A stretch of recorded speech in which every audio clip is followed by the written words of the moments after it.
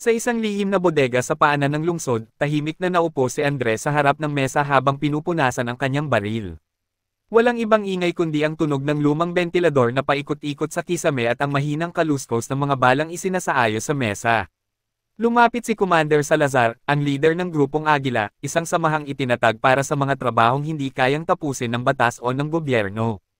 Sa mundo nila, ang hustisya ay sinusukat sa dami ng tama ng bala, at ang katapatan ay sinusubok sa katahimikan pagkatapos ng putukan. Andres, malalim ang boses ni Commander. May bagong misyon. Malaki ang bayad. 5 milyong piso. Hindi kumibo si Andres. Inabot sa kanya ang isang sobra. Santa Filomena, isang tribo sa kabundukan ng Cordillera. Ayon sa kliyente, ayaw ibenta ng mga tao roon ang lupa nila. Sayang raw dahil may ginto sa ilalim. Gusto ng negosyante, burahin na lang sila sa mapa. Tahimik pa rin si Andres. Binuksan niya ang sobra. Mga larawan ng matanda, kabataan, at kabuuan ng isang payapang pamayanan. Walang armas, walang banta, wala bang rebelde o armas ang mga iyan? Tanong niya, wala, mga magsasaka lang. Pero matigas ang ulo. Kaya, dapat silang mawala, malamig na tugon ng commander. Sandaling katahimikan. Tiningnan ni Andres ang kanyang baril. Isang bahagi ng kanyang damdamin ay kumislot. Ngunit sanay na siyang patayin ang pakiramdam. Iyan ang unang leksyon sa pagiging berador, huwag kailanman magtanong. Tumayo siya, isinuot ang itim na jacket. Inabot ang itim na bag na puno ng bala. Kailan ang alis? Tanong niya, bukas ng madaling araw. Helicopter ang maghahatid sa'yo sa paanan ng bundok. Bahala ka na sa pataas. 1 linggo ang palugit mo. Linisin mo. Tumanggaw si Andres, walang emosyon. Ngunit habang paalis siya ng silid, isang tanong ang biglang pumasok sa kanyang isipan, anong klaseng tao ang kayang burahin ang isang buong tribo para lang sa ginto? Ang ihip ng hangin sa kabundukan ay malamig at malinis, ibang-iba sa alinsangan ng syudad. Nang bumaba si Andres mula sa inupahang jeep na inarkila niya mula sa bayan, una niyang naramdaman ang katahimikan ng lugar. Walang maingay na makina, walang nagmamadaling sasakyan. Tanging kaluskos ng mga dahon at huni ng mga ibon ang kanyang naririnig. Bitbit ang kanyang bag na may lamang baril, bala, at kaunting pagkain, nagsimula siyang maglakad paakyat. Matarik ang daan. May mga tinek, putik, at mga ugat na tila humihila pababa sa kanya, para bang ayaw siyang papasukin ng bundok. Matapos ang ilang oras ng paglalakad, tumambad sa kanya ang tanawin ng Santa Filomena, isang maliit na baryong nasa gitna ng mga taniman at palayan. May ilang kubo, at sa gitna nito'y isang malaking puno ng balete na tila sentro ng pamayanan. Hoy! May bisita tayo. Sigaw ng isang bata, sabay takbo sa direksyon ng baryo. Bago pa makalapit si Andres, sinalubong na siya ng isang matandang lalaki. Mahaba ang buhok, may baston, at matalim ang mga mata, parang alam niya agad kung sino si Andres, kahit hindi pa ito nagpapakilala. Magandang araw, wika ng matanda. Ako si Apo Inko. Taga saan ka, Iho? Galing ako sa Maynila. Naglalakbay lang, sagot ni Andres, pinili ang kasinungalingang ligtas. Ah, ganoon ba? Napakalayo ng nilakbay mo. Halina, magpahinga ka muna. May kaunting pagkain sa aming kubo, alok ni Apo Inko. Hindi karaniwan para kay Andres ang tinatrato siyang parang kaibigan. Karaniwan ay takot, galit, o pangamba ang bungad sa kanya, hindi mainit na pagtanggap. Sa loob-loob niya, dapat ay pinapanatili niyang malamig ang puso. Ngunit may kung anong lambot ang unti-unting gumagapang sa kanyang dibdib habang pinagmamasdan ang simpleng pamumuhay ng mga taga Santa Filomena. Sa munting kubo, inihain sa kanya ang inihaw na tilapia, nilagang kamote, at salabat. Kumain siya ng tahimik habang pinagmamasdan ng mga batang naghahabulan sa labas, ang mga ina na naglalabas sa sapa, at ang mga ama na abala sa bukid. Napakaganda ng lugar ninyo, mahina niyang bulong. Ngumiti si Apo Inko. Oo, at handa naming ipaglaban ang kagandahan nito kahit buhay pa ang kapalit. Napatingin si Andres, sandali siyang natigilan. Para bang may nais ipahiwatig ang matanda. Ngunit bago siya makapagtanong, biglang may isang batang babae na tumakbo sa kanyang tabi. Nangiti ito sa kanya at inabot ang isang maliit na bulaklak. Para sa'yo, kuya, masigla nitong sabi. Nginitian niya ito ng marahan. Sa unang pagkakataon mula nang siya'y maging berador, may nakangiti sa kanya, hindi dahil sa takot, kundi sa tiwala. At sa puso ni Andres, isang tanong ang unti-unting lumilinaw. Paano mo kayang pipiliing pumatay ng mga taong marunong magmahal? Sa bawat araw na lumilipes, lalong lumalalim ang pagkakakilala ni Andres sa mga taga Santa Filomena. Pinatuloy siya ng tribo na parang isa na ring kaanak.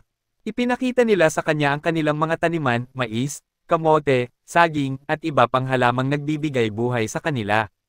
Walang bakod, walang inggit, walang pag-aalinlangan. Sa Santa Filomena, lahat ay nagbabahaginan. Isang gabi, habang nakaupo siya sa tapat ng apoy kasama si Apo Inko at ilang matatanda ng tribo, hindi na napigilan ni Andres ang kanyang tanong. Hindi ba kayo natatakot na balang araw, may dumating na lang para agawin ang lupa ninyo? Tahimik si Apo Inko sa loob ng ilang saglit. Tapos ay tumingin ito sa langit. Ilang dekada na kaming ginigipit, wika ng matanda. Pero kung ibinente na namin ang lupa namin noon pa, wala na sana kaming kabuhayan ngayon.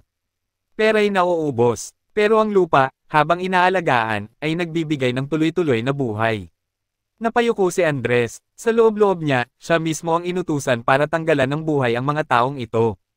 Ngunit paano? Paano mo mapipilit ang daliri mong pumarode sa gatilyo kung alam mong ang tatamaan ay inosenteng lumalaban para sa kabuhayan? Kinabukasan, sinamahan siya ng isang dalagang nagngangalang Sav sa pagtatanim ng mga gulay. Tahimik ito ngunit palangiti, at may mga matang tila kayang basahin ang nilalaman ng puso. Naguguluhan ka, sabi ni Sav habang sabay silang nagtatanim ng okra. Bakit mo nasabi? Makikita sa mata mo, sagot niya. Laging parang may iniisip na mabigat. Hindi nakasagot si Andres. Gusto sana niyang sabihin ang totoo na kaya siya naroon ay upang tapusin ang kanilang lahi. Pero hindi niya magawa. Natatakot siya, hindi sa maaaring gawin ng tribo kundi sa katotohanan baka tuluyang gumuho ang mundo niya kapag inamin niya ang totoo. Kinagabihan, habang siya'y mag-isa sa silid na ibinigay ng tribo, inilabas niya ang baril mula sa bag. Tiningnan niya ito ng matagal. Sa bawat misyon, ito ang tanging kasangga niya. Wala siyang iniiyakan. Wala siyang pinagsisisihan. Ngunit ngayong gabi, parang ang simpleng bakal sa kanyang kamay ay may bigat na hindi niya kayang buhatin. Hindi ko kayang itumba ang mga taong ito, bulong niya sa sarili. Hindi ko kayang pumatay ng mga taong marunong magmahal, magbigay, at umasa. Noong gabing iyon, ipinasya niya, hindi niya itutuloy ang misyon. Isang linggo na ang lumipas mula nang dumating si Andres sa Santa Filomena, at sa bawat araw na lumilipas ay lalong tumitibay ang desisyon niya, hindi niya kayang tuparin ang utos ng agila. Ngunit sa mundong kanyang ginagalawan, ang hindi pagtupad ng utos ay katumbas ng kamatayan. Sa isang lihim na tagpuan sa kagubatan, binuksan ni Andres ang kanyang radyo. Konektado iyon sa secure frequency ng agila. Itinaas niya ang antena at kinagat ang labi habang pinipindot ang call signal. Delta T Central. Nakapulsas ang misyon. Inuulit, mission compromised. Target area secured, pero hindi. Neutralized. Sandaling katahimikan. Repeat your last, malamig na boses ni Komandante Elias sa kabilang linya. Hindi agad sumagot si Andres. Sa halip, mamulong siya, hindi ko sila kayang itumba. Delta, umalangaw-ngaw ang galit sa boses. You're disobeying direct orders. Alam mo ang batas ng agila. Alam ko, pero hindi ko kayang maging kasangkapan sa pagpatay ng mga inosente. Kung gusto niyong ituloy ang plano, magpadala kayo ng iba. Hindi ako ang hayop ninyo ngayon. Binunot ni Andres ang baterya ng radyo at tinapon sa ilog. Hindi niya alam kung kailan darating ang paghihiganti ng agila pero tiyak siyang darating ito. Sa gabi ring iyon, habang kumakain sila ng sulo-salo sa ilalim ng punong balete, tahimik na lumapit si Andres kay Apo Inko. May sasabihin ako. Tumigil sa pagkain ang lahat. Tiningnan siya ng buong tribo. Hindi ako basta-bastang bisita. Isa akong beredor, miyembro ng grupong Agila. Nagkagulatan. Nahulog ang kutsara ng isang matanda. Napaatras si Sav. At si Apo Inko, na natiling tahimik ngunit hindi nagulat. Para bang matagal na niyang alam. Inutusan akong itumba kayong lahat, pagpapatuloy ni Andres. May negosyanteng gustong angkinan ang lupa ninyo. Kami ang na-hire para linisin ang lugar, kayo. Pero, hindi ko kaya. Pinili kong hindi sundin ang utos nila. At ngayon, tiyak na may paparating para itumba tayong lahat. Lalong lumalim ang katahimikan. Tumayo si Apo Inko. Kaya pala mabigat ang mga ulap nitong mga nakaraang araw, bulong niya. May unos palang paparating. Pero hindi tayo magpapahuli, dagdag ni Andres. Tutulungan ko kayong lumaban. Doon inihayag ni Apo Inko ang lihim na matagal nang nakatago, ako si Inko Dato. Dati akong beredor ng tigre. Nagulat si Andres. Ang tigre, ang dating karibal ng agila. Bulong niya, tumango ang matanda. Matagal na naming tinalikuran ang karahasan. Pero kung babalik ito sa aming lupa, sa aming tahanan, muling maglalabas ng kuko ang tigre. Ngunit sa kabilang bundok, isang black van ang huminto. 6 na lalaking nakaitim, may hawak na mabibigat na armas, ang bumaba. Sa kanilang uniforme, may nakabordang simbolo ng agila. Kasama nila ang bagong leader ng misyon. Target, Andres. At lahat ng taong nagkubli sa kanya. Bago sumikat ang araw, nagtipon-tipon ang buong tribo sa gitna ng kanilang pamayanan. Tahimik ang lahat habang ipinakikilala ni Apo Inko ang katotohanang matagal na niyang tinatago, na siya ay dating berador ng grupong Tigre, ang lihim na karibal ng Agila. Hindi ako naging banal sa buong buhay ko, wika ng matanda habang nakatayo sa harap ng apoy. Damanak na rin ang dugo sa mga kamay ko. Ngunit sa Santa Filomena, natutunan kong mamuhay sa kapayapaan. Ngayon, mukhang kailangan na namang ipaglaban ang lupaing ito. Tumayo si Andres. Ako ang target nila. Kung aalis ako ngayon, baka hindi na nila kayo habulin. Ngunit mabilis siyang sinagot ni Sav. Hindi mo na mabubure ang kabutihang ginawa mo sa amin. Isa ka na sa amin, Andres. Kung aalis ka, hindi lang ikaw ang mawawala. Mawawala rin ang paninindigan naming ipaglaban ang tama. Sa kabilang banda ng kagubatan. Naglatag ng kampo ang mga miyembro ng Agila. Pinuno ng yelo ang katauhan ni Capitan Silas, ang bagong itinalagang leader ng operasyon. Dating katropa ni Andres sa maraming misyon pero walang bakas ng awa sa kanyang puso ngayon. Kung ayaw sumunod ng ahas, putulin ang ulo, aniya habang pinaghahandaan ang paglusob. Sa pagsikat ng araw, babalik na sa kamay ng Agila ang Santa Filomena. Kinagabihan. Habang abala ang mga lalaki ng tribo sa paghahanda ng depensa, lumapit si Apo Inko kay Andres. May inabot itong matandang bag na gawa sa balat ng USA. Diyan ko itinago ang huling gamit ko bilang berador, wika niya. Simula bukas, hindi lang mga kamay ng magsasaka ang kikilos, kundi mga kamanghamanghang mandirigma ng kabundukan. Binuksan ni Andres ang bag. Naroon ang isang lumang sniper rifle, malinis, maingat na inalagaan. Sa tabi nito, ang amyultong may ukit na anyong tigre. Ito ang simbolo ng tigre. Hindi man kami kasing dami ng Agila, may ipinagmamalaki pa rin kaming kakayahan, tapang at giting na pinanday ng layunin, hindi lang ng pera. Tumanggaw si Andres, kung ito ang laban, lalaban tayo. At pagsapit ng madaling araw, umalangaw ang unang putok ng baril sa kagubatan. Tumilapon ang isang tanod ng tribo, ang unang dugo ng digmaan. PUMOSISYON. Sigaw ni Andres habang mabilis na kinalabot ang gatilyo ng baril.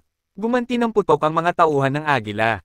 Pumasok na sila sa mismong bayan ng Santa Filomena, pinaputukan kahit ang mga walang armas. Ngunit hindi nila alam na ang tribo, sa ilalim ng gabay ni Apo Inko at ng ilang natitirang berador ng Tigre, ay may tagong hukay, patibong, at sandatang tradisyonal na hindi kayang sukatin ng modernong taktika ng Agila. Sa gitna ng putukan, pumarap si Andres kay Capitan Silas. Sana sa susunod, magtanong ka muna kung sino ang tunay na traidor.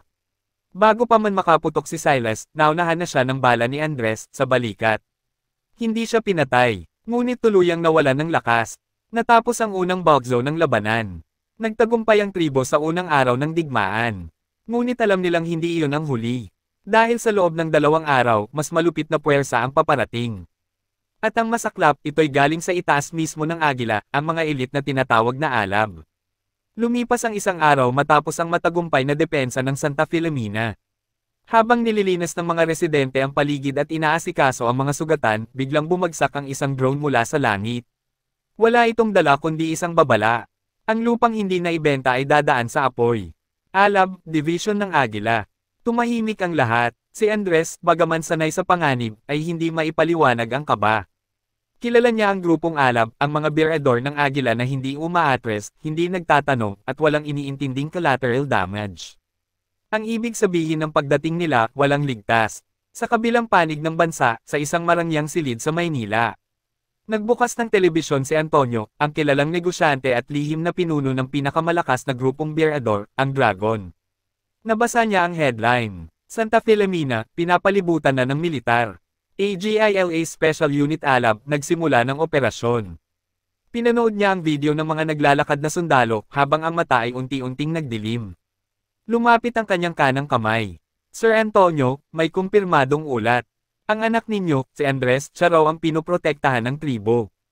Tumayo si Antonio, tahimik. Binuksan niya ang isang kahon sa ilalim ng kanyang lamesa, nandoon ang itim na espadang may simbolo ng dragon. Isinuot niya ang kwentes na may pulang bato. Isang senyales na ang dragon ay muling nagising. Magsipaghanda, tayo ang tunay na apoy. Samantala, sa Santa Filomena, nagsimula ng maglipa na ang mga drone at sniper ng Alab. May mga apoy na sinadya nilang ikalat sa paligid ng kagubatan para puwersahin ang mga tao palabas. Nag-aalab na ang paligid, sabi ni Apo Inko.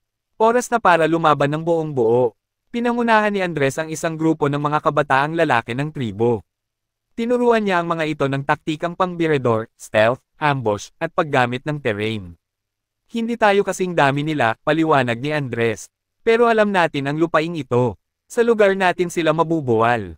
Kinagabihan, sa ilalim ng malakas na ulan, tuluyang umatake ang alab. Mabilis, brutal, walang pakundangan. Sumiklab ang apoy sa mga bahay. Isa-isang nadadakip ang matatanda. Pinipilit ng alab na tukuyin kung nasaan si Andres. Ngunit biglang may umarangaw-ngaw. Natunog ng helicopter sa langit. Nagbagsakan ang mga tauhan ng isang grupong bihasa, may pulang maskara, may dalang matatalim na espada at high-grade rifles. Ito ang dragon. Sa unang bagsak ng isang sundalo ng dragon, sumambulat ang isang sasakyan ng alab. Sa gitna ng dilim, lumakad si Antonio, suot ang kanyang battle suit, habang hawak ang espada. Tinapik niya sa balikat si Andres na may hawak na rifle. Anak, hindi ko man naipakita, pero mula't simula, ikaw ang dahilan kung bakit ko pinili ang katahimikan. Pero ngayon, ipapakita natin sa mundo kung sino ang tunay na may karapatang magligtas. Tumanggaw si Andres, at doon sa madilim na kagubatan ng Santa Filomena, sa harap ng mga taong dati magsasakalang, isang digmaang hindi na lang laban para sa lupa. Isa na itong digmaan para sa dangal, para sa pamilya, at para sa bayan. Sumiklab ang kagubatan ng Santa Filomena. Sa magkabilang panig ng kabundukan, nag-uunahan ang mga hakbang ng mga berador, ang alab, pawang bihasa at walang awa, laban sa dragon, tahimik ngunit mapanganib. Sa gitna nila, ang mga tao ng tribo, pinamumunuan ni Andres at Apo Inko. Sa likod, sigaw ni Andres habang hinahatak ang isang batang lalaki na muntik ng tamaan ng bala. Dama pa silang lahat habang pumailan lang sa itaas ang drone ng alab na may nakakabit na night vision scope. Biglang, isang putok mula sa sniper ng dragon ang sumabog sa langit. Bagsak ang drone. Muli na namang tumakbo ang mga mandirigma ng tribo. Sa isang mataas na burol, nagmamasid si Antonio, ang ama ni Andres. Sa tabi niya, ang mga general ng dragon. Isa rito ay si Mira, dating leader ng rebelding berador na ngayoy kakampi. Hindi sapat ang armas ng agila. Ang tunay na labanan ay disiplina, ani Antonio. Tinuro niya ang ibaba, ang gitna ng Santa Filomena, kung saan umiikot ang mga taga-alab na tila mga hayok sa gyera. Pero kahit gaano kadisiplinado ang tao, kung may nag-uutos mula sa taas, walang saysay ang digmaan kung hindi natin puputulan ang ugat. Ang negosyanteng umupa sa agila. Tanong ni Mira. Tumanggaw si Antonio. At oras na para malaman niyang hindi lahat ng lupa'y pwedeng bayaran. Samantala, sa puso ng Santa Filomena, nakipagsagupa si Andres mismo kay Cabrix, isa sa pinakamarahas na berador ng alab. Wala kang puwang sa mundong ito, Andres. Sigaw ni Cabrix habang nagbabato ng granada.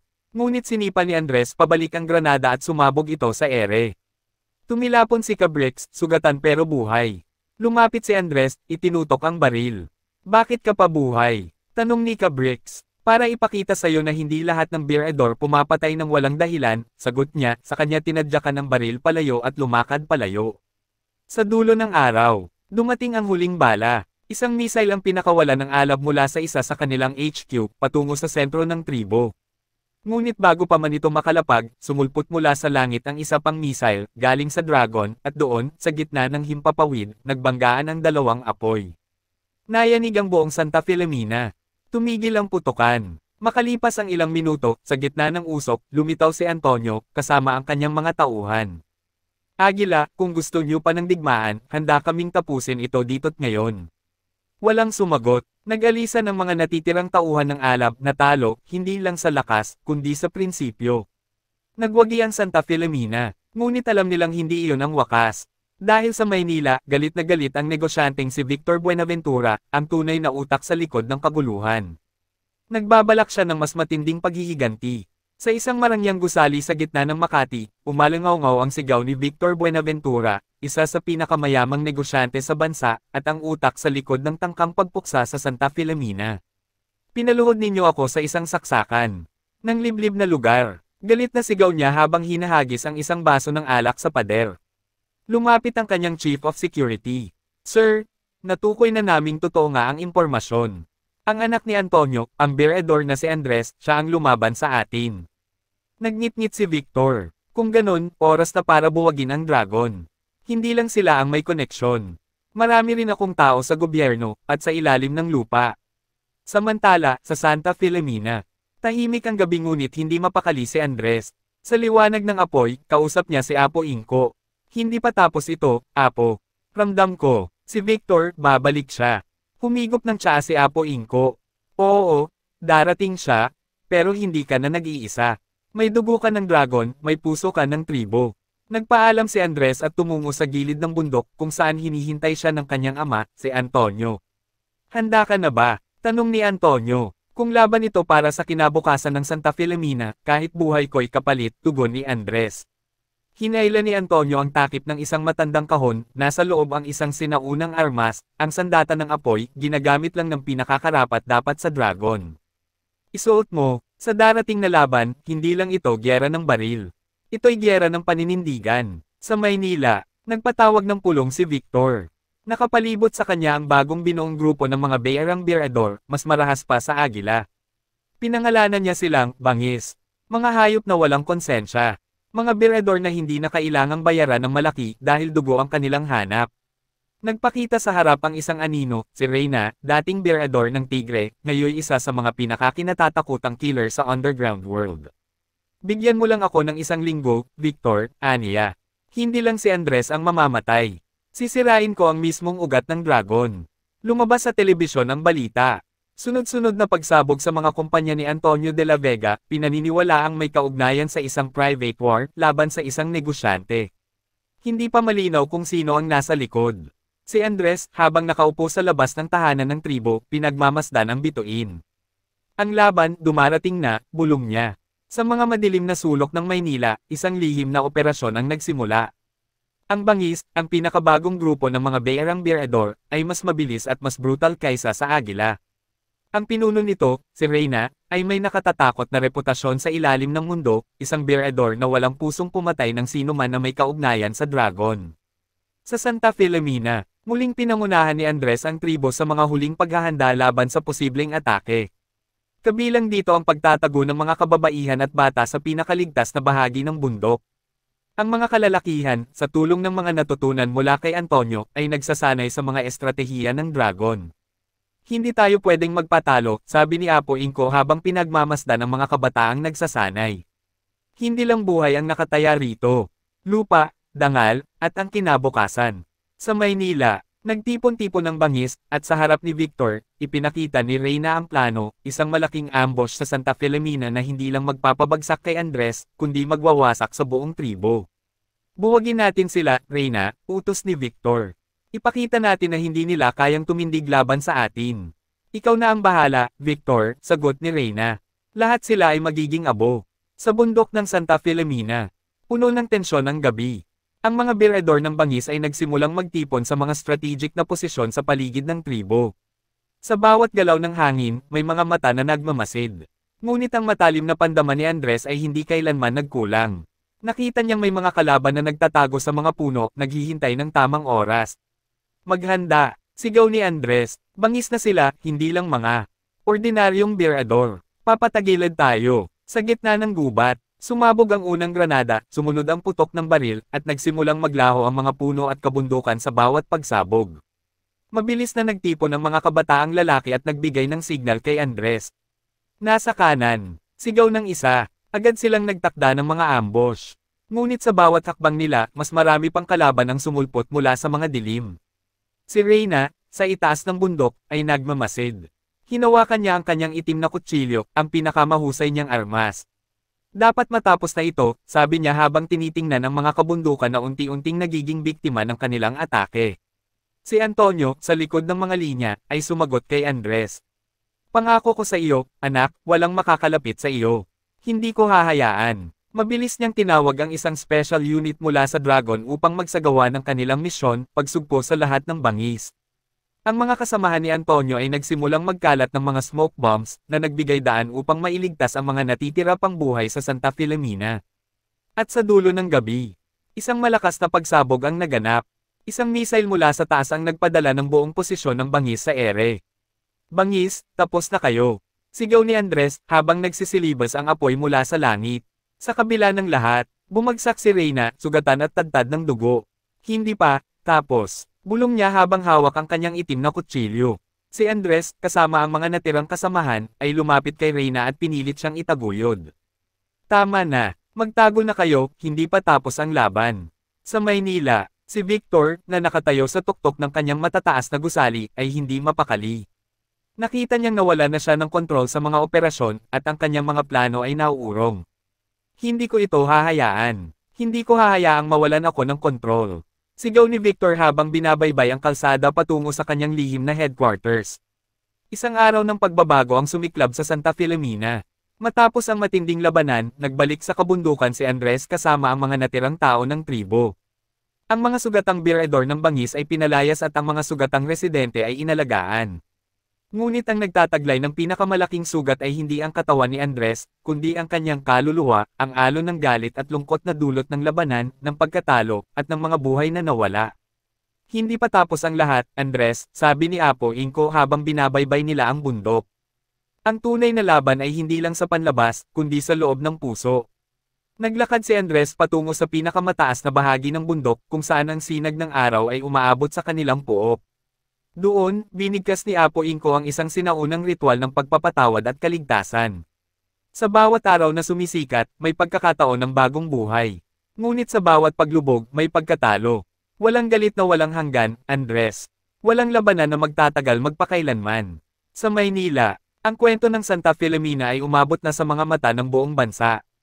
Nabighani ang mga tao sa katapangan at pagnanais na magbago ng tribo. Ngunit hindi ito napansin ng mga makapangyarihan, sa halip, ito ay ikinagalit ni Victor, na ngayon nagtataglay ng galit na higit pa sa kanyang naunang nilabanan. Sa kanyang lihim na opisina, nagpasya siyang maglunsad ng mas matinding operasyon, ngunit ang susunod na hakbang ay hindi na laban sa tribo kundi laban sa mismong mga mahalagang tao sa lipunan. Hindi na siya magpapatalo kay Antonio at sa mga kasamahan ng Dragon.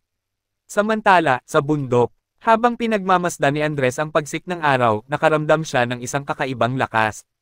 Ang mga araw ng pag-aalangan at takot ay nagtapos na. Ito ang huling araw ng paghihirap ng Santa Filomena, wika ni Andres sa kanyang sarili, ang kanyang mga mata ay puno ng determinasyon. Ngayon ay magsisimula na tayo ng bagong buhay. Ngunit hindi pa natapos ang tunay na hamon. Sa kabila ng lahat ng ito, si Victor at ang kanyang mga tao ay patuloy na nagmamasid, naghihintay ng tamang pagkakataon upang maghayganti. Lumapit sa kanya si Apo Inko na may kasamang matandang mang-uukit ng kahoy. Isang bagong hakbang na naman, Andres, ani Apo Inko, habang ang mang-uukit ng kahoy ay nagsisimulang mag-ukit ng isang bagong simbolo para sa tribo. Isang simbolo ng kapayapaan, pag-asa, at lakas. Sa kabila ng kaguluhan, sa kabila ng takot at panganib, nakatagpo ng bagong pag-asa ang Santa Filomena. Ngunit ang digmaan ay hindi pa tapos. Ang matinding laban ay muling magbabalik, hindi sa pamamagitan ng mga bala o armas, kundi sa pamamagitan ng kapangyarihan ng katarungan at pagkakaisa. Sa mga sumunod na linggo, ang Santa Filomena ay nagsimula ng maghilam. Ang mga sugatang residente at biredor ay nagsimula ng magkaisa, pinapalakas ang kanilang mga kalooban at nagbabalik loob sa kanilang mga tahanan at pamilya. Ngunit sa kabila ng mga hakbang tungo sa kapayapaan, hindi pa rin natatapos ang labanan. Sa Maynila, si Victor ay patuloy sa pagpaplano. Alam niyang hindi niya kayang talunin si Antonio at ang mga dragon sa lakas ng puwersa lamang. Kaya't naghanap siya ng ibang paraan upang magtagumpay. Sa Santa Filomena, habang ang mga kabataan ng tribo ay nagsasanay ng mga bagong kasanayan sa pagtatanggol, si Andres ay nag-iisa sa isang madilim na kuweba. Doon, nagdasal siya ng time, hindi para sa sarili, kundi para sa kanyang mga kasamahan at sa buong tribo.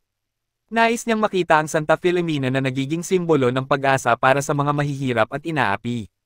Apo Inko, tawag ni Andres habang papalapit si Apo Inko sa kanya. Bakit nga ba mahalaga ang kapayapaan? Hindi ba't mas mainam na maghayganti na lang? Tiningnan siya ni Apo Inko ng maigi, ang mga mata niyang puno ng karanasan at kabataran. Ang paghihiganti ay hindi nagdudulot ng tunay na kapayapaan, Andres. Sa bawat hakbang ng karahasan, lalong lumalala ang sakit. Hindi ka magkakaroon ng kaligayahan kung ang puso mo ay puno ng galit. Sa Maynila, nagtipon-tipon si Victor at ang kanyang mga aliado, kasama si Reyna, ang pinuno ng bangis. Alam nilang may isang huling pagkakataon na kailangang gawin upang talunin si Antonio at ang kanyang mga dragon. Nagkaroon sila ng pagkakataon na magtulungan sa isang lihim na operasyon upang sirain ang mga pondo ni Antonio. Gumamit sila ng mga koneksyon sa gobyerno at mga hindi kilalang mga negosyante upang makapag-set up ng isang operasyon na maglalagay sa Dragon sa pinakamadilim nilang araw. Walang makakatakas sa atin, Reyna, sabi ni Victor, ang mata niya ay kumikislap ng masamang plano. Ngayon ay panahon na para maghayganti.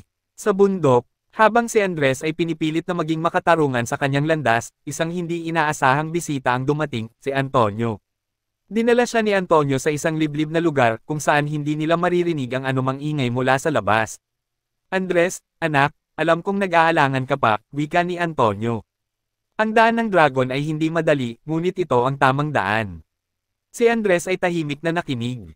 Alam niyang hindi magiging madali ang landas na tinatahak nila, ngunit kailangan niyang magdesisyon kung paano niya balansehin ang katotohanan at ang kanyang mga damdamin.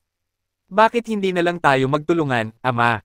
Hindi ko kayang maghayganti, pero alam kong hindi ko rin kayang hayaang matalo tayo. Napansin ni Antonio ang pagdapo ng liwanag sa mata ni Andres. Hindi sa lahat ng pagkakataon ay kailangan nating maghayganti, Andres. Ang tunay na lakas ng Dragon ay ang pagpapatawad at pagtulong sa mga nangangailangan.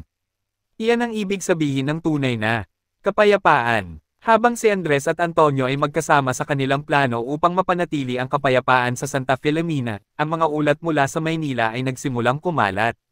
Ang mga lihim na operasyon ni Victor ay unti-unting napapansin ng mga awtoridad. Ang laban ay hindi natatapos, Andres, sabi ni Apo Inko, habang pinagmamasdan nila ang pagsikat ng araw. Ngunit ang tunay na kalaban ay hindi ang nasa harap natin, kundi ang takot at galit na nasa ating puso. Ang mga linggong dumaan ay naging tahimik sa Santa Filomena, ngunit ang mga alingawngaw ng isang darating na bagyo ay hindi maiiwasan. Habang si Andres at ang mga residente ng tribo ay nagsusumikap upang mapanatili ang kapayapaan, sa Maynila, ang mga plano ni Victor at Reyna ay patuloy na isinasagawa sa dilim ng gabi. Sa Santa Filomena, si Andres, kasabay si Apo Inko, ay patuloy na nagtuturo ng mga kasanayan sa mga kabataan ng tribo, pagtatanim, pangangalaga sa kalikasan, at mga taktika sa pagtatanggol na hindi gumagamit ng labis na karahasan. Alam nilang hindi magtatagal, at isang araw, may darating na hamon na hindi nila kayang iwasan. Andres, tinawag ni Apo Inko, ang kanyang boses ay mabigat at puno ng pag-aalala. Ang tunay na kapayapaan ay hindi nakakamtan ng basta-basta. Kailangan natin ng mga kasamahan, at dapat maging handa tayo sa anumang darating. Sa Maynila, nagpatuloy ang mga lihim na operasyon ng grupo ni Victor.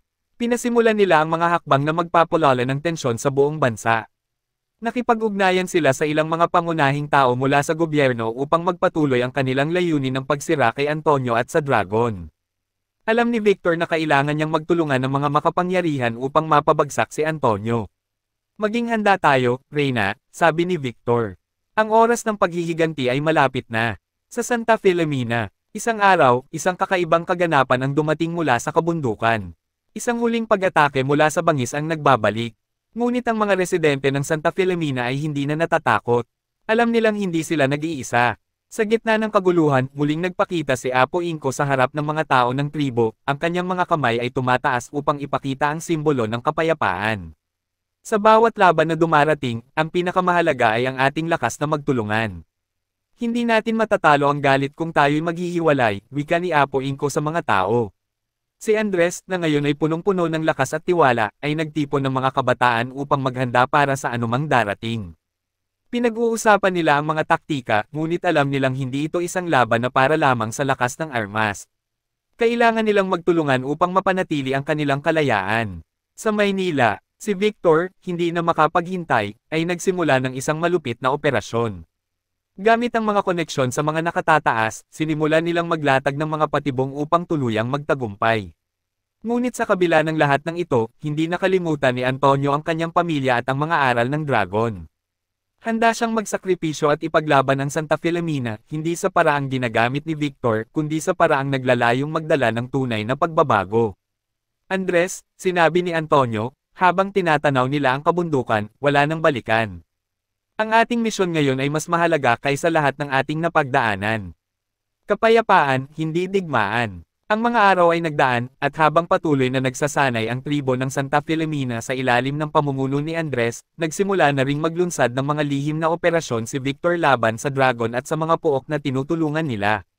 Ang mga hakbang na ito ay naglalayong sirain ang reputasyon ni Antonio at gawing mahirap para sa Santa Filomena ang magpatuloy ng mapayapa. Sa Santa Filomena, si Andres ay nag-iisa sa isang tahimik na bahagi ng kabundukan, ang kanyang mga mata ay matalim at puno ng pag-aalala. Alam niyang hindi sila ligtas.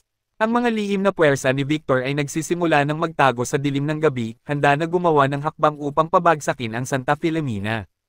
Andres, tinawag siya ni Apo Inko na lumapit sa kanya nang hindi nagpapakita ng takot. Naglalaban tayo hindi lamang para sa ating lupain, kundi para sa ating dignidad. Ang mga lihim na kalaban ay patuloy na dumating, ngunit sa ating pagkakaisa, magtatagumpay tayo. Ang mga salitang iyon ay nagpangiti kay Andres, ngunit alam niyang ang laban ay hindi magiging madali. Isang matinding pagsubok ang naghihintay. Sa Maynila, samantalang ang tribo ay nagbabalak ng kanilang mga susunod na hakbang, si Victor at ang kanyang mga tao ay nagpatuloy sa kanilang masalimot na plano. Gumamit sila ng mga kasabwat sa mga pook na malalapit sa mga pangunahing industriya at gobyerno.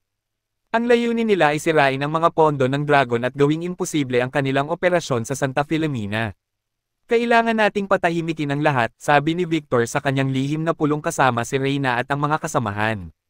Ang Santa Filomena ay isang simbolo ng pag-asa, at hindi natin hahayaang patuloy itong magtagumpay. Sa Santa Filomena, si Andres ay nagtipon ng mga kabataan at mga matatanda upang magtulungan at maghanda para sa mga darating na pagsubok. Nais niyang maging handa ang lahat, hindi lamang sa laban na pisikal kundi pati na rin sa mga pagsubok na dumarating sa kanilang mga puso at isipan. Hindi lamang tayo maghihintay, wika ni Andres habang pinagmamasdan ng mga kabataan na nagsasanay.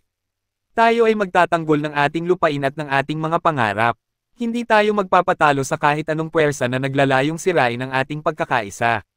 Sa isang lihim na pook, sa kabila ng mga operasyon ng grupo ni Victor, ang mga tauhan ni Antonio ay hindi rin nagpapabeya. Si Antonio ay nagsimula ng maglatag ng sariling plano upang maprotektahan ang Santa Filomena at pigilan ang mga lihim na atake ni Victor. Alam niyang ang digmaan ay hindi lamang tungkol sa lakas ng armas kundi pati na rin sa katalinuhan at diskarte. Hindi natin pwedeng pabayaan ang mga taong umaasa sa atin, wika ni Antonio sa kanyang mga kasama. Ang bawat hakbang na ginagawa natin ay para sa kapakanan ng buong Santa Filomena. Habang ang mga puwersa ni Victor ay patuloy na nagsasagawa ng mga lihim na operasyon, si Andres at ang mga tao ng Santa Filomena ay nagpapatuloy sa kanilang mga pagsasanay. Alam nilang may darating na hamon, ngunit natutunan nilang ang pinakamahalagang laban ay hindi laban ng armas kundi laban ng puso. Ang laban na ito ay hindi lamang tungkol sa pagtatanggol ng isang pook, kundi tungkol sa pagpapatibay ng kanilang paniniwala at pagkakaisa. Hindi nila alam kung anong darating, ngunit alam nila na sa pamamagitan ng sama-samang pagtutulungan, magtatagumpay sila. Habang ang mga linggo ay dumaan, naging mas matindi ang tensyon sa Santa Filomena.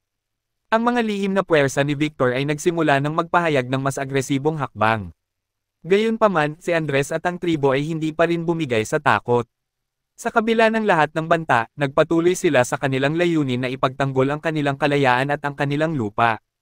Sa Santa Filomena, isang malupit na araw ng tag-init, tinipon ni Andres ang mga lider ng tribo upang magdaos ng isang pulong. Si Apo Inko, kasama ang mga matandang lider, ay nakaupo sa harap habang ang mga kabataan at kababaihan ay nagtipon sa likod. Ang mga hakbang na ginagawa natin ngayon ay magbibigay ng direksyon sa ating kinabukasan, simula ni Andres, ang kanyang tinig ay matibay at puno ng determinasyon. Hindi natin alam kung hanggang saan ang kalaban, ngunit isang bagay ang tiyak, hindi tayo magpapatalo. Ang mga mata ng mga tao ay nakatuon kay Andres. Malakas ang kanilang pananampalataya sa kanya, ngunit alam niyang kailangan nilang magdesisyon ng maayos at mabilis. Kailangan nating magpasya, dagdag ni Apo Inko. Huwag nating hayaang madala tayo ng galit at takot. Ang ating lakas ay nasa ating pagkakaisa, hindi sa ating mga armas. Kailangan nating gumawa ng hakbang upang ipakita sa kalaban na tayo'y hindi nag-iisa, wika ni Andres. Ang Dragon ay hindi lamang ang ating magiging proteksyon. Dapat ay magtulungan tayo at ipakita sa kanila ang ating lakas. Ang mga kabataan ay nagsimulang magbigay ng kanilang opinyon. May ilan na nais na magsagawa ng agarang pag-atake, habang ang iba naman ay nagmungkahi na mas maingat na estratehiya. Ngunit si Andres, bilang leader, ay patuloy na nagbigay ng gabay. Hindi natin kailangang magmadali, sabi ni Andres, ang kanyang mga mata ay naglalaman ng malinaw na plano. Magkakaroon tayo ng pagkakataon. Bago tayo maglunsad ng anumang hakbang, kailangan nating tiyakin na tayo ay handa at ang bawat isa ay may papel na gagampanan. Sa Maynila, habang ang mga tao ng Santa Filomena ay nagpaplano, si Victor ay naglatag ng isa pang hakbang upang pigilan ang mga taga-tribo. Pinili niyang i-activate ang mga kasamahan sa gobyerno at mga pook ng negosyo upang magbigay ng presyon sa Santa Filomena. Inisip niyang sa ganitong paraan ay madali nilang masusupol ang tribo at magigipit sila sa mga tuntunin ng resources at pagpopondo. Maghihintay tayo, sabi ni Victor, ang kanyang mga mata ay malamig at puno ng galit. Ang Santa Filomena ay hindi makakatagal sa ganitong pressure. Sa Santa Filomena, sa kabila ng mga banta mula kay Victor, hindi na nagpaawat si Andres. Tinipon niya ang buong tribo upang ipaalam ang isang mahalagang desisyon. Ang mga matatanda at kabataan ay nakinig ng maigi, ang kanilang puso ay puno ng pangarap at pag-asa. Sa mga darating na araw, kailangan natin maging matatag, wika ni Andres. Tunguhin hindi lamang ang pagtatanggol ng Santa Filomena, kundi ang pagkakaroon ng buhay na puno ng dangal at kapayapaan. Ang buong tribo ay sumang-ayon sa plano ni Andres. Isang kolektibong desisyon na magsagawa ng mga hakbang ng kaligtasan at proteksyon sa kanilang kalikasan, sa pamamagitan ng pagpapatibay sa kanilang kultura at pagkakaisa. Habang ang tribo ng Santa Filomena ay nagbigay ng kanilang pasya, ang mga puwersa ni Victor ay nagsimula ng maglatag ng mga hakbang patungo sa kanilang huling pagsubok. Ngunit sa kabila ng lahat ng ito, nananatiling matibay ang mga tao ng Santa Filomena sa kanilang paniniwala. Ang kanilang pagkakaisa ay magiging susi sa tagumpay. Ang oras ay tila nagmamadali, at habang ang mga araw ay lumilipis, nagiging mas matindi ang mga pagsubok na kinahaharap ng Santa Filomena. Ang mga lihim na operasyon ni Victor ay patuloy na umaabot sa mga pook ng kabundukan, at si Andres, sa kabila ng lahat ng pangako ng kaligtasan, ay nakahanda na ring harapin ang isang laban na mas malupit pa kaysa sa kanyang inaasahan. Sa Santa Filomena, sa isang liwasang tanawin, nagtipon ang mga pinuno ng tribo, kasama si Andres at si Apo Inco, upang maghanda para sa huling laban. Ang buong Santa Filomena ay nagtataglay ng pagkakaisa at lakas, ngunit alam nilang ang tunay na laban ay hindi lamang tungkol sa pagpapakita ng tapang. Ang laban na ito ay hindi lang tungkol sa lakas ng ating armas, simula ni Andres habang tinatanaw ang mga kabundukan. Ito ay laban para sa ating kinabukasan, para sa ating mga anak, at sa mga susunod na henerasyon. Ang mga kabataan at matatanda ay nagsimulang maghanda ng kanilang mga gamit, ang ilan ay nagsimula ng magtanim ng mga gulay at prutas, ang iba naman ay nagbuo ng mga depensa upang protektahan ang kanilang komunidad. Ngunit sa bawat hakbang na kanilang ginagawa, alam nilang ang pinakamahalaga ay ang paniniwala sa kanilang sariling lakas. Ang tunay na lakas ng isang tao, ng isang tribo, ay hindi nasusukat sa dami ng kanilang armas o yaman, wika ni Apo Inco. Ang lakas ay nasa ating pagkakaisa, sa ating paniniwala na ang ating mga pangarap ay kayang matupad.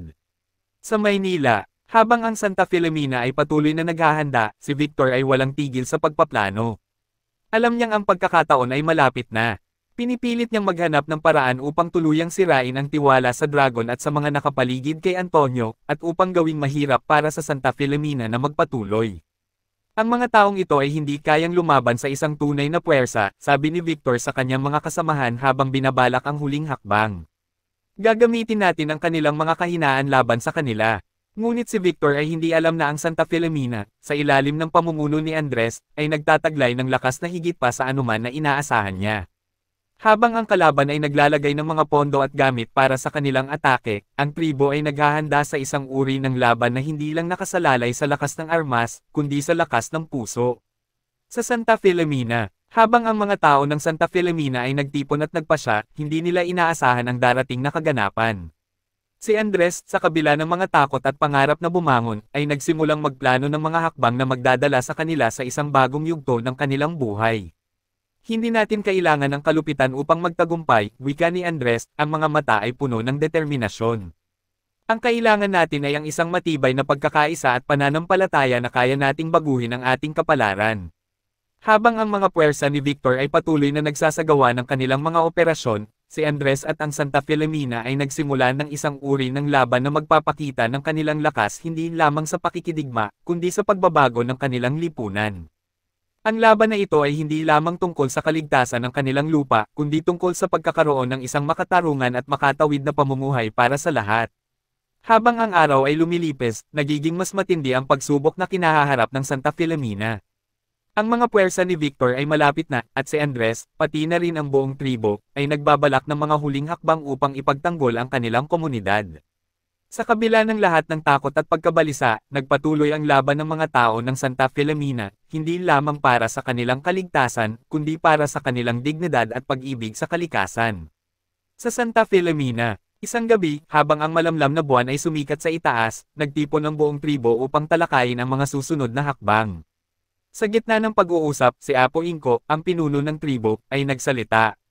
Alam ko na tayo'y nasa dulo ng ating lakbay, at ang lahat ng ito ay magdudulot ng malaking pagbabago. Ngunit ang pinakamahalaga sa lahat ay ang ating pagkakaisa at ang ating pananampalataya sa isa't isa. Inangat ni Apo Inko ang kanyang mga mata sa langit. Ang Santa Filomena ay hindi lamang lupa, ito ay mga puso, mga pangarap, at isang mas malalim na layunin. Si Andres ay nakatayo sa likuran, ang kanyang mga mata ay puno ng pagnanais na ipaglaban ang tribo, ngunit alam niyang ang laban na ito ay hindi lamang laban ng armas. Nais niyang ipakita sa kanyang mga kababayan na ang pinakamahalaga ay ang pagmamahal at pagkakaisa. Tama si Apo Inko, dagdag ni Andres, ang kanyang tinig ay puno ng tapang. Hindi tayo magiging matagumpay kung hindi natin pagmumulan ang ating lakas sa ating pagkakaisa. Ang bawat isa sa atin ay may papel na ginagampanan. Habang ang mga kabataan ay nakikinig, nagbigay si Andres ng mga huling tagubilin.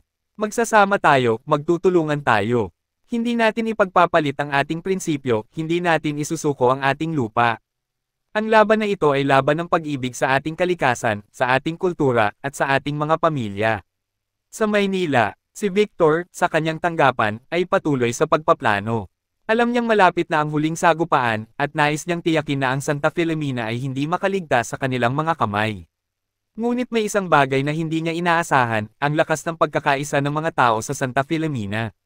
Hindi ko inaasahan na ang mga taong ito ay makakabangon, wika ni Victor habang pinagmamasdan ang mga ulat tungkol sa paghahanda ng tribo.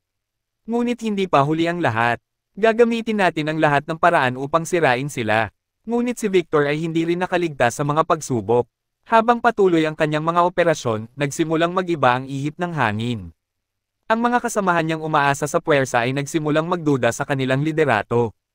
Ang kanyang mga taktika ay nagiging mabigat sa mga tao, at ang kanyang tiwala ay nagsimulang magduda. Sa Santa Filomena, habang ang lahat ay nagsasagawa ng kanilang mga plano, si Andres ay naglakad sa tabi ng mga bundok ng Santa Filomena. Ang kanyang mga mata ay puno ng malasakit at pagmamahal. Habang nakatanaw sa malawak na tanawin ng kabundukan, siya'y huminto at nagdasal. Panginoon, ang kanyang mga salita ay tahimik at puno ng pangako, ipinaglalaban ko ang aking bayan, ang aking pamilya, at ang kalikasan. Huwag po ninyo kaming pabayaan. Sa harap ng mga bundok, si Andres ay nakatagpo ng isang lugar na tahimik at puno ng buhay. Isang lugar kung saan ang hangin ay malinis, ang mga puno ay matataas, at ang mga hayop ay malaya.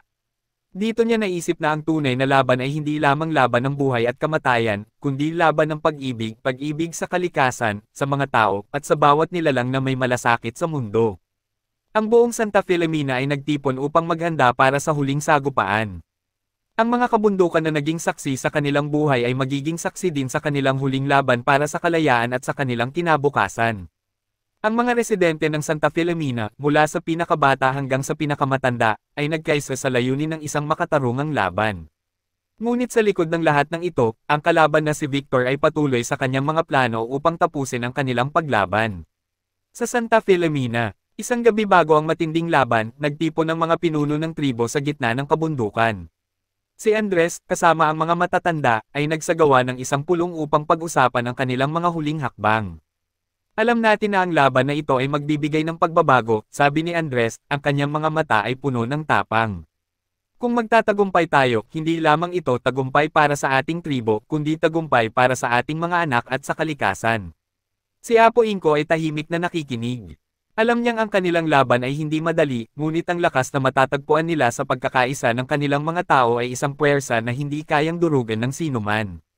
Hindi natin hahayaang mawala ng saysay ang ating mga buhay, wika ni Apo Inko.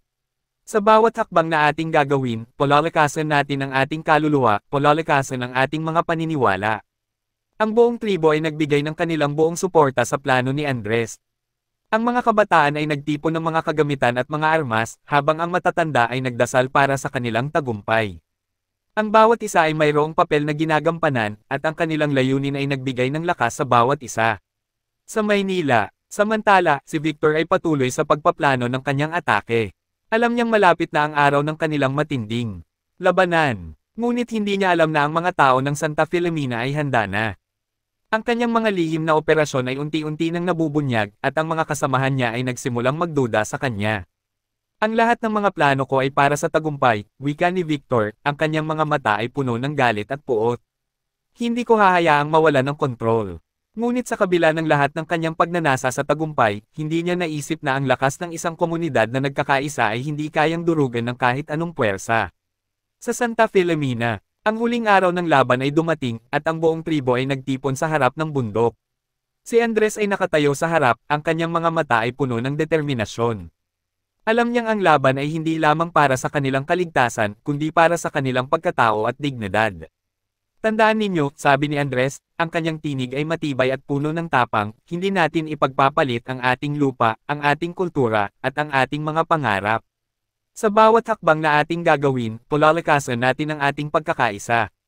Ang buong tribo ay nagsimula ng magsagawa ng mga hakbang ng proteksyon at depensa. Ang mga kabataan ay nagbuo ng mga hadlang at traps, habang ang matatanda ay nagdasal at nagbigay ng gabay. Sa bawat galik at hirap, ang Santa Filomena ay naging simbolo ng lakas ng komunidad at ng kalikasan. Ang laban. Ang matinding laban ay nagsimula. Habang ang mga puwersa ni Victor ay dumating sa Santa Filomena, nagkaroon ng malupit na bakbakan. Ang mga tao ng tribo, gamit ang kanilang lakas at pagkakaisa, ay nagprotekta sa kanilang lupa, ngunit ang laban ay hindi madali. Ang mga puwersa ni Victor ay malakas at matibay, ngunit sa gitna ng labanan, naramdaman nila ang lakas ng pagkakaisa ng Santa Filomena. Habang ang laban ay nagiging mas matindi, si Andres ay nakatayo sa harap ng mga bundok, nagmamasid sa kanilang pagtatanggol. Ang mga alaala ng kanyang mga magulang, ng kanilang kultura, at ng lahat ng kanilang pinagmulan ay nagbigay sa kanya ng lakas upang magsalita. Ang laban na ito ay hindi lang laban para sa lupa. Ito ay laban para sa ating kalikasan, sa ating mga pamilya, at sa bawat nilalang na may malasakit sa mundo, wika ni Andres, ang kanyang tinig ay puno ng pag-ibig at tapang. Ang mga huling sagupaan ay nagpatuloy, at sa huli, ang pagkakaisa ng Santa Filomena ay nanag. Ang laban ay nagbigay daan sa isang bagong simula para sa tribo, isang simula ng kalayaan, pag-ibig, at pagkakaisa. Habang ang mga puwersa ni Victor ay unti-unting natatalo, ang mga tao ng Santa Filomena ay nagsimula ng isang bagong yugto ng kanilang buhay. Ang huling laban ay natapos na, at ang Santa Filomena ay nakatayo pa rin, matibay at buo. Ang mga puwersa ni Victor ay natalo, at ang mga residente ng tribo ay nakaligtas. Ngunit sa kabila ng tagumpay, ang mga sugat at pagod ay nararamdaman ng bawat isa. Sa kabila ng lahat ng pagsubok, ang pinakamahalaga ay ang pagkakaisa at ang walang katapusang pag-asa na nagbigay lakas sa kanila upang magpatuloy. Si Andres, pagkatapos ng matinding labanan, ay naglakad sa kabundukan ng Santa Filomena. Ang araw ay nagsisimula ng sumikat, ang liwanag nito ay sumasalamin sa mga bundok at kagubatan na nagbibigay buhay sa kanilang komunidad. Ang hangin ay malamig at sariwa, at sa kabila ng lahat ng laban, may pag-asa pa rin sa kanilang mga puso. Ito na ang simula ng bagong yugto, wika ni Andres sa sarili, ang kanyang tinig ay puno ng malalim na pagninilay.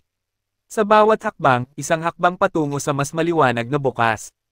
Nagtipon ang mga tao ng Santa Filomena sa gitna ng kanilang komunidad upang magdiwang at magpasalamat sa kanilang tagumpay. Ang mga kabataan ay nagsayaw at kumanta, ang mga matatanda ay nagdasal, at ang mga bata ay tumulong sa paghahanda ng mga pagkain. Ang Santa Filomena ay muling nabuhay, at ang bawat isa ay nagbigay ng kanilang pasasalamat sa Diyos at sa bawat isa. Si Apo Inko ay nagbigay ng isang huling pahayag sa buong tribo. Ang pagkakaisa natin ay nagbigay sa atin ng lakas. Hindi tayo pinabayaan ng ating mga ninuno at hindi tayo pababayaan ng ating kalikasan. Ang kanyang mga salita ay nagsilbing gabay sa buong tribo, at habang ang araw ay patuloy na sumisikat, ang mga tao ng Santa Filomena ay nagsimulang magtulungan upang muling buhayin ang kanilang mga kabuhayan. Ang mga bukirin ay muling tinamnan ng mga halaman at pananim, at ang mga ilog ay muling naging buhay. Samantala, sa Maynila, gamit ang koneksyon at puwersa ni Antonio na tatay ni Andres, si Victor at ang mga kaalyado nito ay nadakip at nakulong. Dahil sa lakas ng impluwensya ng grupong Dragon na pinamumunuan ni Antonio ay sinigurado niyang hindi na makalalabas ng kulungan si Victor kailanman.